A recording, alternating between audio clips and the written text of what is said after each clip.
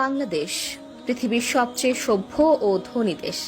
এখানে ভাইরাল হওয়া মানে অশিক্ষিত আর বেহায়ার জনপ্রিয়তা, জ্ঞান, মেধা বা আশ্রম নয়। এটাকেই সফলতা মনে করে মাথা মোটারা।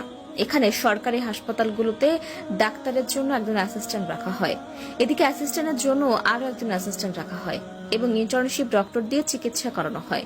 এখানে বাচ্চারা স্কুলে যাওয়ার বয়সে মিছিল মিটিং এ যায়, ক্লাস ক্যাপ্টেনের দৌড়ে নয়, এরা এলাকার পাতি নেতা হতে চায়। এখানে স্কুল এবং কলেজগুলোতে ক্লাস টিচারের কাছে প্রাইভেট না পড়লে আপনার জীবন তেজপাতা বানিয়ে দেওয়া হবে। এখানে টাকা ধার নিয়ে ভুলে যাওয়া যেন সবার অন্যতম গুণ। আপনার কাছ থেকেও যদি কেউ টাকা ধার নিয়ে থাকে তবে ভুলে যান যে সেই টাকা আর কখনো ফেরত পাবেন।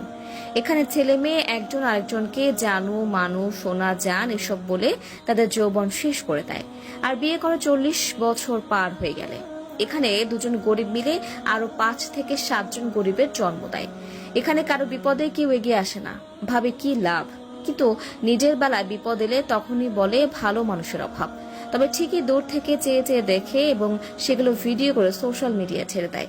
এখানে সবাই লোভী আর খাই খাই স্বভাবের মানুষের বসবাস।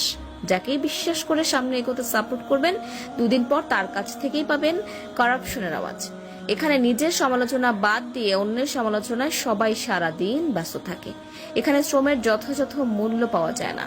এখানে শিক্ষিত মানুষ সম্মান পায় না। টাকা দিয়ে অসাধ্যকে সাধন করা যায় খুব সহজেই।